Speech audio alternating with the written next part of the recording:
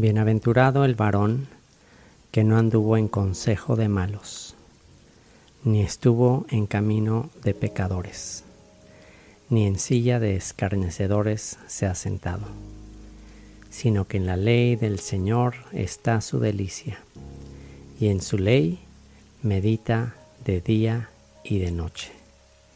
Será como árbol plantado junto a corrientes de aguas, que da su fruto en su tiempo y su hoja no cae, y todo lo que hace prosperará. Nunca se apartará de tu boca este libro de la ley, sino que de día y de noche meditarás en él, para que guardes y hagas conforme a todo lo que en él está escrito, porque entonces harás prosperar tu camino y todo te saldrá bien. Esto es simplemente descubre la Biblia simple.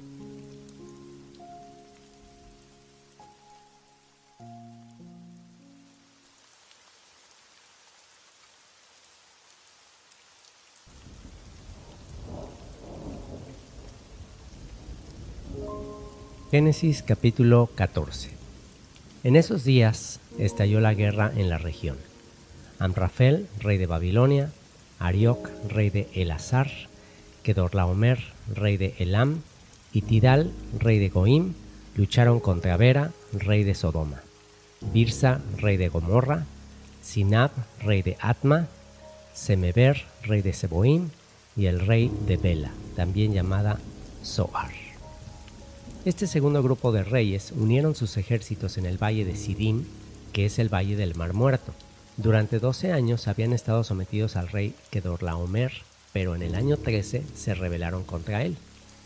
Un año después, Kedorlaomer y sus aliados llegaron y derrotaron a los refaitas en Astarot, Carnaim, a los susitas en Ham, a los emitas en Sabé, Kiriataim, y a los oreos en el monte Seir, hasta el Parán, al borde del desierto. Luego dieron la vuelta y llegaron a En Mispat, que ahora se llama Cades, y conquistaron todo el territorio de los amalecitas y también a los amorreos que vivían en Hasezón Tamar.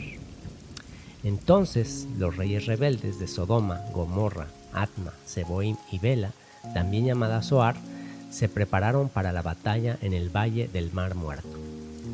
Lucharon contra Kedorlaomer, rey de Elam, Tidal, rey de Goim, Amrafel, rey de Babilonia, y Arioc, rey de Elasar. Eran 4 reyes contra 5. Resulta que el valle del Mar Muerto estaba lleno de pozos de brea, así que cuando el ejército de los reyes de Sodoma y Gomorra huía, algunos de ellos cayeron en los pozos de brea, mientras que el resto escapó a las montañas. Entonces los invasores victoriosos saquearon Sodoma y Gomorra y emprendieron el regreso a su tierra con el botín de guerra y los alimentos. También capturaron a Lot, el sobrino de Abraham, que vivía en Sodoma, y se llevaron todas sus pertenencias. Uno de los hombres de Lot escapó y le contó todo a Abraham, el hebreo, que vivía cerca del robledo que pertenecía a Mamre, el amorreo. Mamre y sus parientes, Escol y Aner, eran aliados de Abraham. Cuando Abraham se enteró de que su sobrino Lot había sido capturado, movilizó a los 318 hombres adiestrados que habían nacido en su casa. Entonces persiguió al ejército de Kedorlaomer hasta que lo alcanzó en Dan. Allí dividió a sus hombres en grupos y atacó durante la noche. El ejército de Kedorlaomer huyó, pero Abraham lo persiguió hasta Joba, al norte de Damasco. Abraham recuperó todos los bienes que habían sido tomados y trajo de regreso a su sobrino Lot junto con sus pertenencias, las mujeres y los demás cautivos. Después de que Abraham regresó de su victoria sobre el rey Kedorlaomer y todos sus aliados, el rey de Sodoma salió a encontrarse con él en el valle de Sabe, que es el valle del rey. Y Melquisedec, rey de Salem y sacerdote del Dios Altísimo, le llevó pan y vino a Abraham. Melquisedec bendijo a Abraham con la siguiente bendición: Bendito sea Abraham por Dios Altísimo. Creador de los cielos y la tierra. Y bendito sea Dios Altísimo, que derrotó a tus enemigos por ti. Luego Abraham dio a Melquisedec una 10ª parte de todos los bienes que había recuperado. El rey de Sodoma le dijo a Abraham: devuélveme a mi pueblo, el cual fue capturado, pero puedes quedarte con todos los bienes que recuperaste. Abraham le respondió al rey de Sodoma: juro solemnemente ante el Señor, Dios Altísimo, Creador de los cielos y la tierra, que no tomaré nada de lo que a ti te pertenece, ni un simple hilo ni la correa de una sandalia. De otro modo, podrías decir: yo soy quien enriqueció a Abraham. Aceptaré solamente lo que mis jóvenes guerreros ya han comido y pido que tú entregues una porción justa de los bienes a mis aliados Aner, Escol y Mamre. Termina el capítulo 14. Descubrimientos para reflexionar de Génesis capítulo 14. Descubrimiento número 1. La Primera Guerra Mundial. Rey Amrafel, rey de Babilonia. Según algunos comentaristas, este rey es el primer imperialista, autor del primer sistema legislativo conocido como el Código de Hammurabi, expuesto en el Museo del Louvre en París. Según comentarios judíos, Amrafel es una manera de sintetizar la frase el que intentó eliminar a Abraham arrojándolo a la hoguera, ya que en la tradición judía se encuentra esta historia de Nimrod tratando de matar a Abraham. Así que este Amrafel o Hammurabi es también Nimrod, el primer imperialista, cazador o carnicero de hombres, el rebelde archienemigo de Dios y de Abraham según la tradición judía. O sea que en esta Primera Guerra Mundial se encuentra la pista profética de la última guerra mundial entre el espíritu de conquista, de codicia, de arrogancia de Babilonia contra los hijos del pacto de paz, de vida, de generosidad de Abraham, la cual obviamente será ganada por su descendencia, quien heredará a las naciones para traer gratitud al Creador del mundo y paz perdurable, libre de codicia y orgullo. Podemos ver un destello de este reino en el famoso Sermón del Monte de Yeshua. Mateo capítulo 5, versículo 1 al 10. Cierto día, al ver que las multitudes se reunían, Yeshua subió a la ladera de la montaña y se sentó. Sus discípulos se juntaron a su alrededor y él comenzó a enseñarles. Dios bendice a los que son pobres en espíritu y se dan cuenta de la necesidad que tienen de él, porque el reino del cielo les pertenece. Dios bendice a los que lloran, porque serán consolados. Dios bendice a los que son humildes, porque heredarán toda la tierra. Dios bendice a los que tienen hambre y sed de justicia, porque serán saciados. Dios bendice a los compasivos, porque serán tratados con compasión. Dios bendice a los que tienen corazón puro, porque ellos verán a Dios. Dios bendice a los que procuran la paz, porque serán llamados hijos de Dios.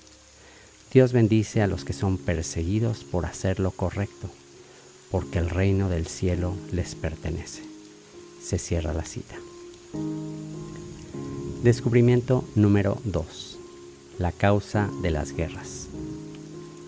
Con este texto de la Biblia podemos responder las siguientes preguntas. ¿Es moral o ética la guerra? ¿Es justa? ¿Cuál es la causa de las guerras? Veamos lo que dice Santiago capítulo 4 versículo 1 al 3. ¿Qué es lo que causa las disputas y las peleas entre ustedes? ¿Acaso no surgen de los malos deseos que combaten en su interior? Desean lo que no tienen. Entonces traman y hasta matan para conseguirlo. Envidian lo que otros tienen, pero no pueden obtenerlo. Por eso luchan y les hacen la guerra para quitárselo. Sin embargo, no tienen lo que desean porque no se lo piden a Dios. Aun cuando se lo piden, tampoco lo reciben porque lo piden con malas intenciones. Desean solamente lo que les dará placer. Se cierra la cita. Interesante que la carta de Santiago en este pasaje, después de dar las causas de las guerras, también nos da una alternativa o solución para la guerra: la oración. Es decir, en lugar de codiciar o envidiar lo que alguien tiene y tratar de arrebatárselo, mejor orar. Y si el dueño del universo considera que lo que le pedimos no solo es un capricho carnal, sino que en realidad nos edificará, nos hará mejores personas, sin duda nos lo dará. La razón por la que el 10º de los 10 mandamientos es no codiciar consiste en la confianza absoluta de que el dueño del mundo sabe a quién darle temporalmente de sus bienes y recursos. Codiciar implica cuestionar la sabiduría divina sobre la administración de los bienes que solo le pertenecen a Él. Venimos a este mundo sin nada y nos iremos sin nada. Los bebés tienen la tendencia de cerrar los puños, como si quisieran retenerlo todo. Pero al morir, el anciano termina con las manos abiertas, soltándolo todo. Sin embargo, este capítulo de la Biblia nos muestra que aún la guerra tiene una justificante ética, moral y justa, y es la de salvar vidas, en especial la vida de la familia. Nuestro padre Abraham nos da un ejemplo perfecto de una guerra legítima para salvar a su familia y al mundo de la codicia y deseo por poseer lo que solo le pertenece al Creador del mundo. Así que esta guerra mundial por el control del mundo es peleada de manera justa, sobrenaturalmente por nuestro padre Abraham. Descubrimiento número 3.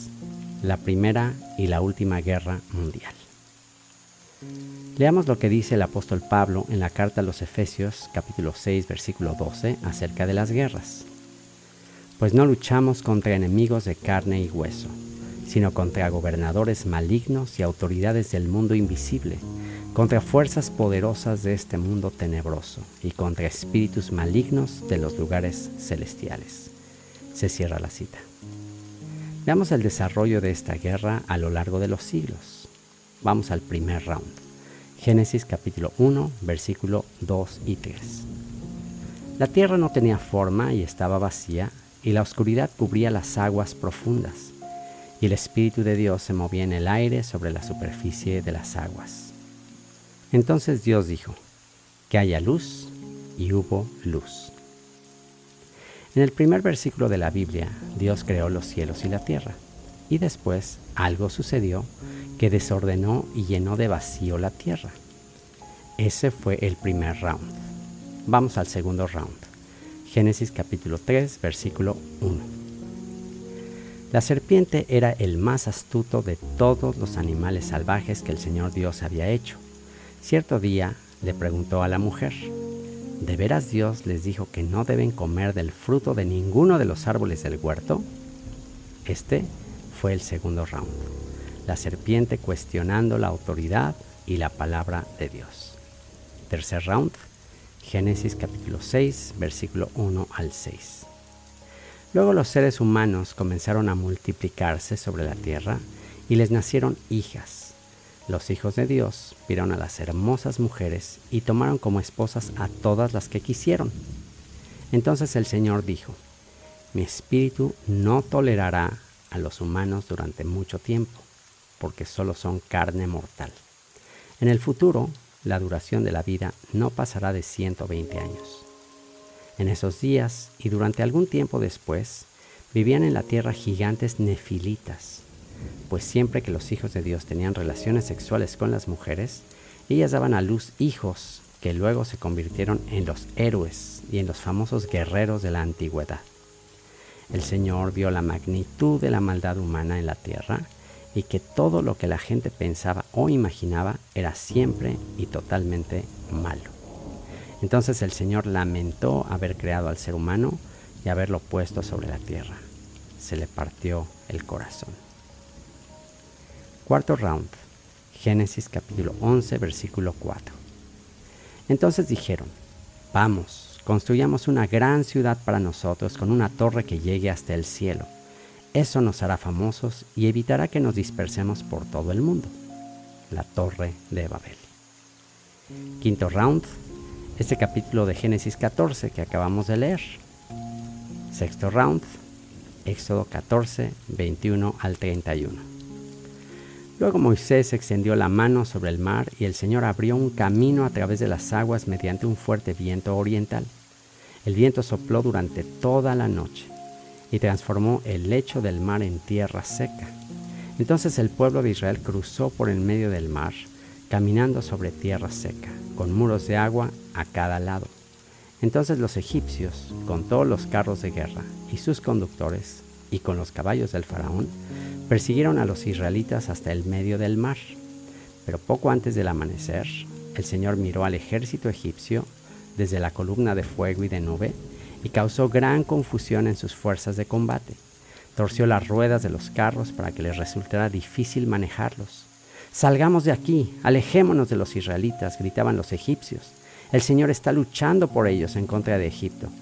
Cuando todos los israelitas habían llegado al otro lado, el Señor le dijo a Moisés: «Extiende otra vez tu mano sobre el mar, y las aguas volverán con fuerza y cubrirán a los egipcios, a sus carros y a sus conductores». Entonces, cuando el sol comenzaba a salir, Moisés extendió su mano sobre el mar y las aguas volvieron con fuerza a su estado normal. Los egipcios trataron de escapar, pero el Señor los arrastró al mar. Enseguida las aguas volvieron a su lugar y cubrieron todos los carros y a sus conductores. El ejército completo del faraón. No sobrevivió ni uno de los egipcios que entró al mar para perseguir a los israelitas. En cambio, el pueblo de Israel caminó por en medio del mar sobre tierra seca, mientras las aguas permanecían levantadas como muros a ambos lados. Así es como el Señor aquel día rescató a Israel de las manos de los egipcios, y los israelitas vieron los cadáveres de los egipcios a la orilla del mar. Cuando el pueblo de Israel vio el gran poder que el Señor había desatado contra los egipcios, se llenaron de temor reverente delante de él. Entonces pusieron su fe en el Señor y en su siervo Moisés. Séptimo round, Éxodo 17, versículo 8 al 15. Mientras el pueblo de Israel aún se encontraba en Refidim, los guerreros de Amalek lo atacaron. Así que Moisés le ordenó a Josué: «Escoge a algunos hombres para salir a pelear contra el ejército de Amalek. Mañana yo estaré en la cima de la colina sosteniendo la vara de Dios en mi mano».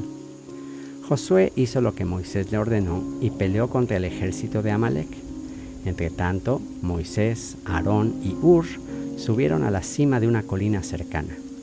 Mientras Moisés sostenía en alto la vara en su mano, los israelitas vencían, pero cuando él bajaba la mano, dominaban los amalecitas. Pronto se le cansaron tanto los brazos que ya no podía sostenerlos en alto. Así que Aarón y Hur le pusieron una piedra a Moisés para que se sentara. Luego se pararon a cada lado de Moisés y le sostuvieron las manos en alto.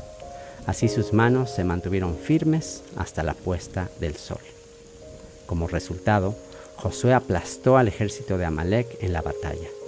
Después de la victoria, el Señor dio a Moisés las siguientes instrucciones: «Escribe esto en un rollo para que sea un recuerdo perpetuo y léelo en voz alta a Josué. Yo borraré por completo la memoria de Amalek de debajo del cielo». Entonces Moisés edificó un altar en ese lugar y lo llamó Yahvé Nisi, que significa «El Señor es mi estandarte». Se cierra la cita. Moisés levantando las dos manos es una señal profética de la única manera que se ganarán todas las guerras contra Amalek, símbolo de la codicia e ingratitud humana. Moisés alzando las manos representa a Yeshua, nuestro Salvador, en la cruz, venciendo para siempre a Amalek. Guerras mundiales. En resumen, el espíritu de Amalek contra el espíritu de Yeshua. La ingratitud contra la gratitud al Creador del universo, como está escrito en Romanos capítulo 1, versículo 21. Es cierto, ellos conocieron a Dios, pero no quisieron adorarlo como Dios, ni darle gracias. En cambio, comenzaron a inventar ideas necias sobre Dios. Como resultado, la mente les quedó en oscuridad y confusión. Se cierra la cita. Así que es la ingratitud y falta de honor al Creador del universo la causa de todas las guerras injustas. Vayamos al octavo round.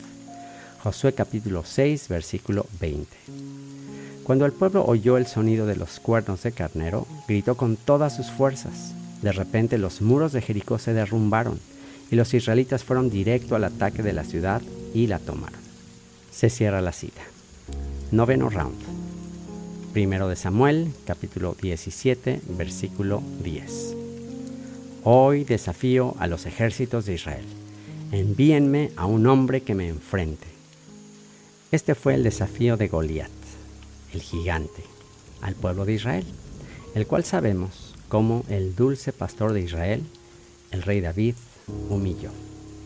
Leamos el Salmo 2. Un salmo que establece la dinastía de David para reinar sobre el mundo. Dice así: ¿Por qué se enojan tanto las naciones? ¿Por qué pierden el tiempo haciendo planes inútiles? Los reyes de la tierra se preparan para la batalla. Los gobernantes conspiran juntos en contra del Señor y en contra de su ungido. Rompamos las cadenas, gritan, y liberémonos de ser esclavos de Dios. Pero el que gobierna en el cielo se ríe. El Señor se burla de ellos. Después los reprende con enojo, los aterroriza con su intensa furia. Pues el Señor declara: he puesto a mi rey elegido en el trono de Jerusalén, en mi monte santo. El rey proclama el decreto del Señor. El Señor me dijo: tú eres mi hijo, hoy he llegado a ser tu padre. Solo pídelo y te daré como herencia las naciones, toda la tierra como posesión tuya. Las quebrarás con vara de hierro y las harás pedazos como si fueran ollas de barro. Ahora bien, ustedes reyes, actúen con sabiduría, quedan advertidos, ustedes gobernantes de la tierra. Sirvan al Señor con temor reverente y alégrense con temblor. Sométanse al Hijo de Dios, no sea que se enoje y sean destruidos en plena actividad, porque su ira se enciende en un instante. Pero qué alegría para todos los que se refugian en Él. Se cierra la cita. David reinará porque es el ser humano más agradecido y adorador que ha existido. Los salmos son su legado de gratitud. Un ejemplo de ello, Salmo 8. Para el director del coro, Salmo de David. Acompáñese con instrumento de cuerda. Oh Señor, Señor nuestro, tu majestuoso nombre llena la tierra. Tu gloria es más alta que los cielos. A los niños y a los bebés les has enseñado a hablar de tu fuerza. Así silencias a tus enemigos y a todos los que se te oponen.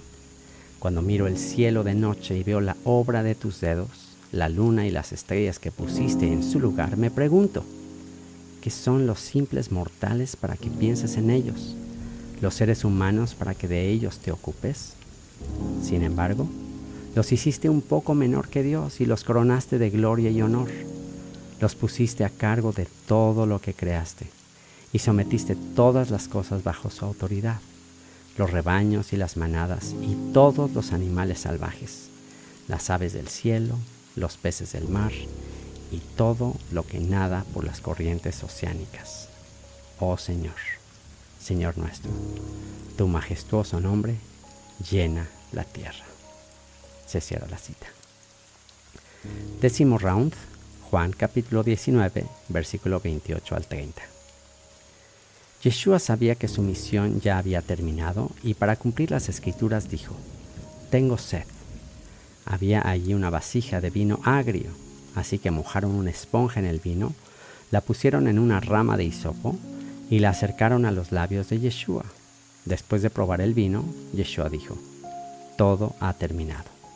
Entonces inclinó la cabeza y entregó su espíritu. En 1 Corintios capítulo 2, versículo 8 al 9, el apóstol Pablo escribe lo siguiente: pero los gobernantes de este mundo no lo entendieron. Si lo hubieran hecho, no habrían crucificado a nuestro glorioso Señor. A eso se refieren las Escrituras cuando dicen: ningún ojo ha visto, ningún oído ha escuchado, ninguna mente ha imaginado lo que Dios tiene preparado para quienes lo aman. Se cierra la cita. Es decir, el reino de las tinieblas y los gobernantes, bajo su influencia, no entendieron que matar a Yeshua era su derrota final, ya que a través de esa muerte, Él liberaría y salvaría al mundo. 11º round, Hechos capítulo 4. Mientras Pedro y Juan le hablaba a la gente, se vieron enfrentados por los sacerdotes, el capitán de la guardia del templo y algunos de los saduceos. Estos líderes estaban sumamente molestos porque Pedro y Juan enseñaban a la gente que hay resurrección de los muertos por medio de Yeshua. Los arrestaron y como ya era de noche, los metieron en la cárcel hasta la mañana siguiente. Pero muchos de los que habían oído el mensaje lo creyeron. Así que el número de creyentes ascendió a un total aproximado de 5,000 hombres, sin contar a las mujeres y a los niños. Al día siguiente, el concilio, integrado por todos los gobernantes, ancianos y maestros de la ley religiosa, se reunió en Jerusalén. El sumo sacerdote Anás estaba presente junto con Caifás, Juan, Alejandro y otros parientes del sumo sacerdote. Hicieron entrar a los 2 discípulos y les preguntaron: ¿con qué poder o en nombre de quién han hecho esto? Entonces Pedro, lleno del Espíritu Santo, les dijo: gobernantes y ancianos de nuestro pueblo, ¿nos interrogan hoy por haber hecho una buena obra a un inválido? ¿Quieren saber cómo fue sanado? Déjenme decirles claramente, tanto a ustedes como a todo el pueblo de Israel, que fue sanado por el poderoso nombre de Yeshua, el Mesías, de Nazaret, el hombre a quien ustedes crucificaron, pero a quien Dios levantó de los muertos. Pues es Yeshua a quien se refieren las Escrituras cuando dicen: la piedra que ustedes, los constructores, rechazaron, ahora se ha convertido en la piedra principal. En ningún otro hay salvación. Dios no ha dado ningún otro nombre bajo el cielo mediante el cual podamos ser salvos. Los miembros del concilio quedaron asombrados cuando vieron el valor de Pedro y de Juan, porque veían que eran hombres comunes sin ninguna preparación especial en las Escrituras. También los identificaron como hombres que habían estado con Yeshua. Sin embargo, dado que podían ver allí de pie entre ellos al hombre que había sido sanado, no hubo nada que el concilio pudiera decir. Así que les ordenaron a Pedro y a Juan que salieran de la sala del concilio y consultaron entre ellos. ¿Qué debemos hacer con estos hombres?, se preguntaban unos a otros. No podemos negar que han hecho una señal milagrosa y todos en Jerusalén ya lo saben. Así que para evitar que sigan divulgando su propaganda aún más, tenemos que advertirles que no vuelvan a hablar con nadie en el nombre de Yeshua. Entonces llamaron nuevamente a los apóstoles y les ordenaron que nunca más hablaran ni enseñaran en el nombre de Yeshua. Pero Pedro y Juan respondieron: ¿acaso piensan que Dios quiere que los obedezcamos a ustedes en lugar de a Él? Nosotros no podemos dejar de hablar acerca de todo lo que hemos visto y oído. Entonces el concilio los amenazó aún más, pero finalmente los dejaron ir porque no sabían cómo castigarlos sin desatar un disturbio, pues todos alababan a Dios por esa señal milagrosa, la sanidad de un hombre que había estado lisiado por más de 40 años. Tan pronto como quedaron libres, Pedro y Juan volvieron a donde estaban los demás creyentes y les contaron lo que los sacerdotes principales y los ancianos les habían dicho. Cuando los creyentes oyeron las noticias, todos juntos alzaron sus voces en oración a Dios. Oh soberano Señor, creador del cielo y de la tierra, del mar y de todo lo que hay en ellos. Hace mucho tiempo tú hablaste por el Espíritu Santo mediante nuestro antepasado David, tu siervo, y dijiste: ¿por qué estaban tan enojadas las naciones? ¿Por qué perdieron el tiempo en planes inútiles? Los reyes de la tierra se prepararon para la batalla. Los gobernantes se reunieron en contra del Señor y en contra de su Mesías. De hecho, eso ha ocurrido aquí en esta misma ciudad, pues Herodes Antipas, el gobernador Poncio Pilato, los gentiles y el pueblo de Israel estaban todos unidos en contra de Yeshua, tu santo siervo, a quien tú ungiste. Sin embargo, todo lo que hicieron ya estaba determinado de antemano de acuerdo con tu voluntad. Y ahora, oh Señor, escucha sus amenazas y danos a nosotros, tus siervos, mucho valor al predicar tu palabra. Extiende tu mano con poder sanador, que se hagan señales milagrosas y maravillas por medio del nombre de tu santo siervo Yeshua. Después de esta oración, el lugar donde estaban reunidos tembló y todos fueron llenos del Espíritu Santo y predicaban con valentía la palabra de Dios. Todos los creyentes estaban unidos de corazón y en espíritu y consideraban que sus posesiones no eran propias, así que compartían todo lo que tenían. Los apóstoles daban testimonio con poder de la resurrección del Señor Yeshua, y la gran bendición de Dios estaba sobre todos ellos.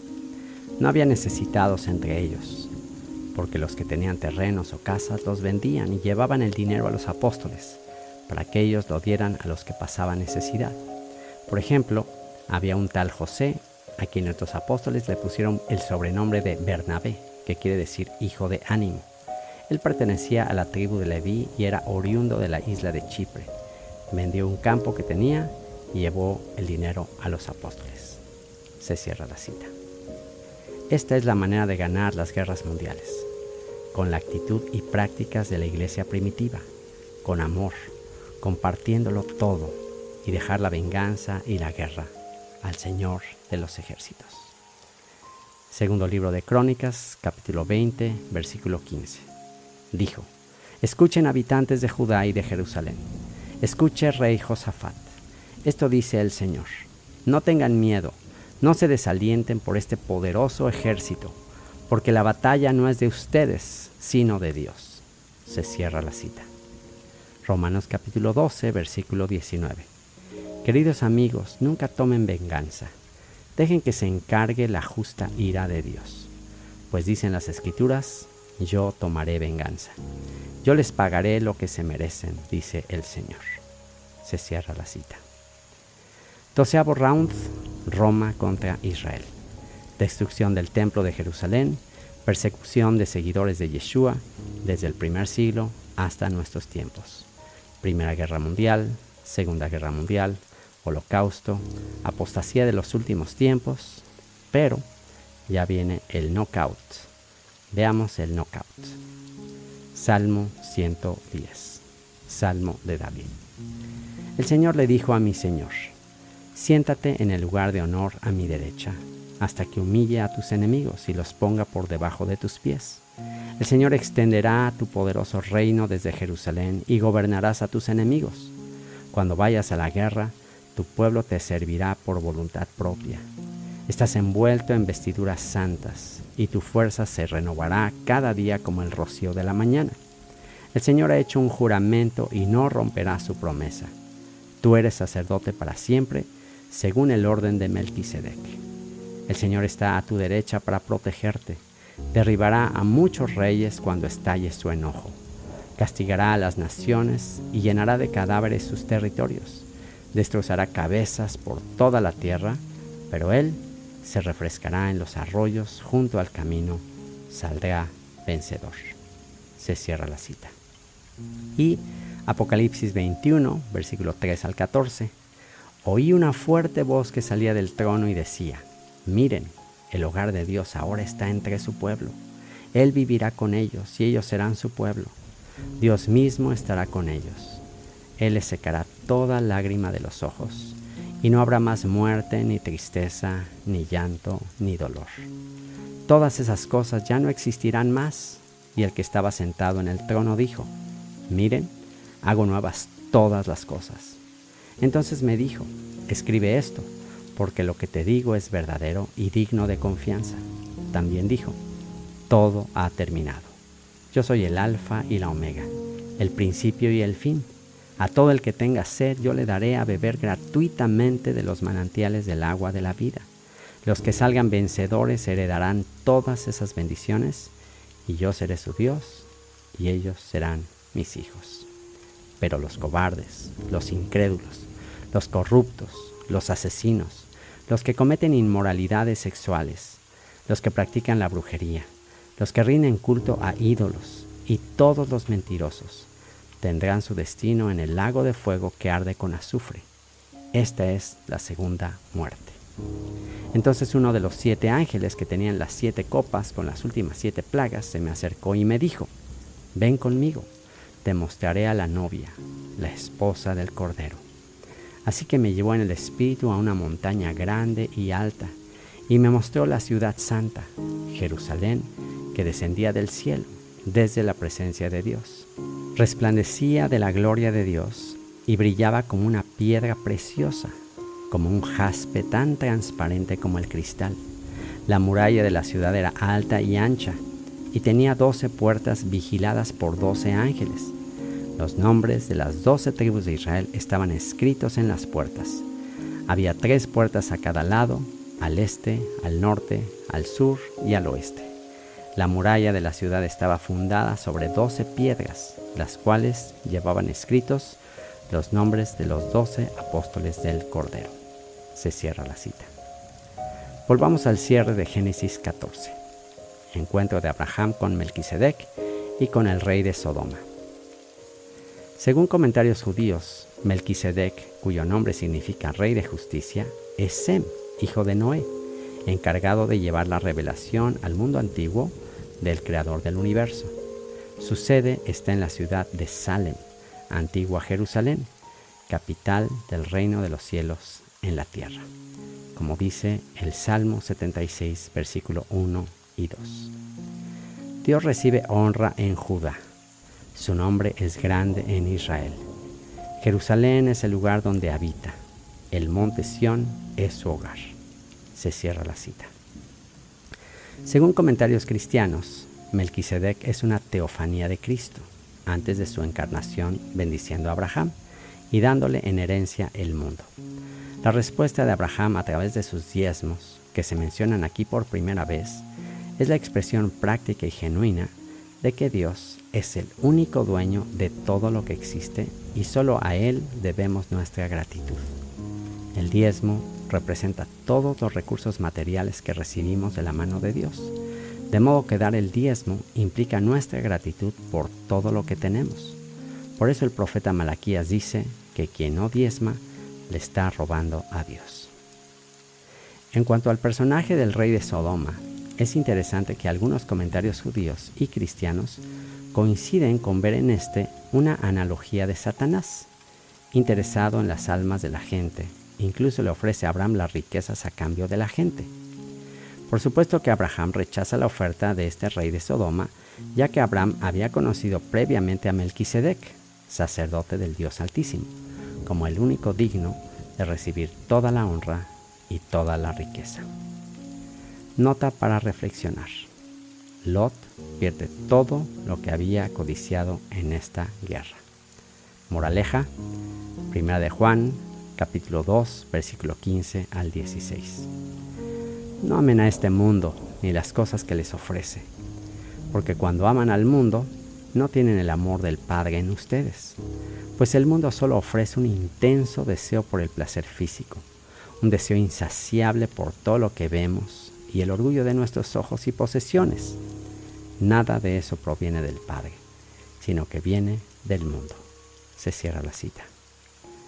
Este mundo ama las cosas y usa a las personas. Abraham usa las cosas y ama a las personas. ¿Seguiremos el ejemplo de nuestro padre Abraham? ¿Pelearemos el último round de esta guerra mundial por nuestras almas y las de nuestra familia? Si somos hijos de Abraham, no tenemos opción. Oremos. Padre nuestro que estás en los cielos, en el nombre de todos tus hijos, con sus caras llenas de polvo, que pasaron a través del fuego y la destrucción, en el nombre de todos los que cruzaron los mares y sus ojos se irritaron por las olas y la sal, en el nombre de todos los que por el aire vieron caer flechas o misiles, todos los que fueron cegados por nubes de humo y clamaron por auxilio, prometemos a nuestra niña pequeña que esta será la última guerra. Te prometo, mi pequeña niña, que esta será la última guerra. En el nombre de nuestro príncipe de paz, nuestro rey de justicia, nuestro sumo sacerdote del orden de Melquisedec, Yeshua. Amén.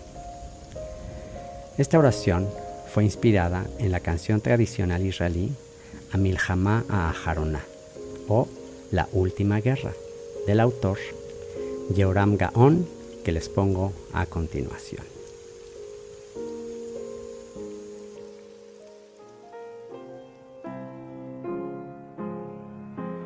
אני מבטיח לך, ילדה שלי קטנה, שזאת תהיה המלחמה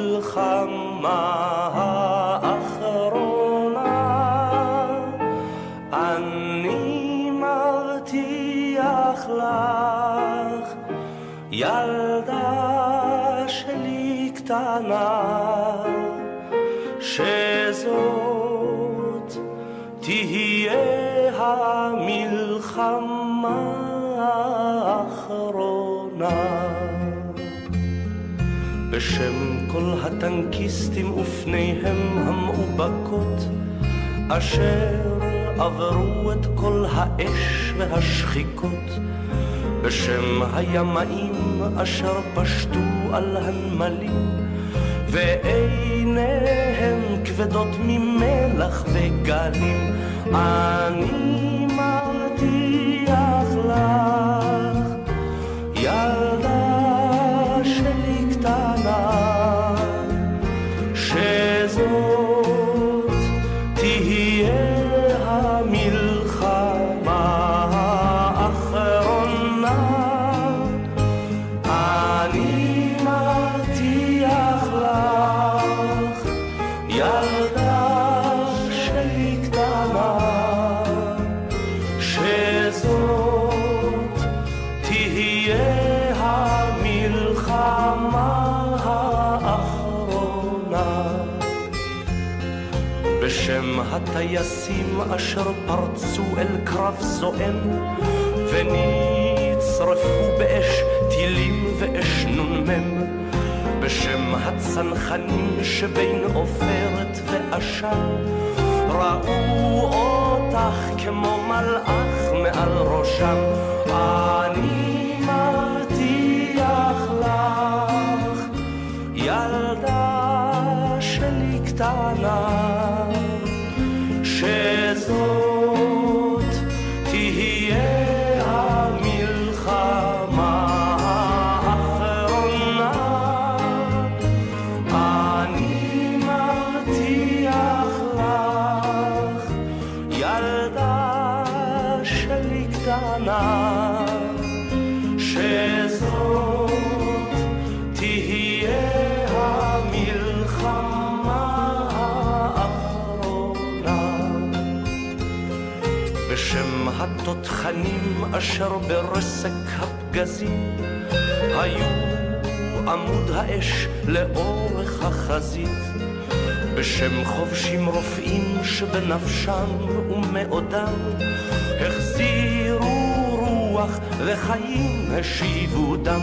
אני מבטיח לך, ילדה שלי קטנה, שזאת תהיה המלחמה האחרונה. אני מבטיח לך, ילדה שלי קטנה, שזאת תהיה המלחמה האחרונה. בשם הקשרים אשר קולם קרא לילות, בשם כל הגייסות והחילות, בשם כל האבות אשר הלכו לקרב נורא, ושרוצים לשוב אלייך חזרה. אני מבטיח לך, ילדה שלי קטנה, שזאת תהיה המלחמה האחרונה. אני מבטיח לך, ילדה שלי קטנה, שזאת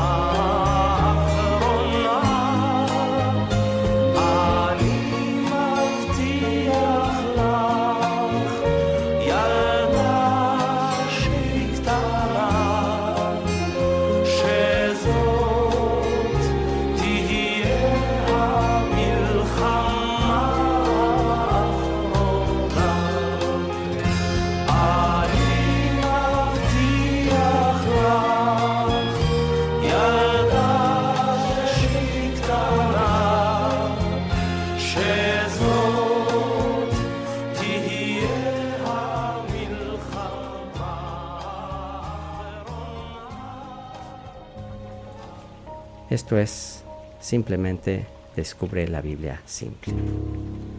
Para escuchar toda la serie, ve a nuestra página web www.descubrelabibliasimple.org.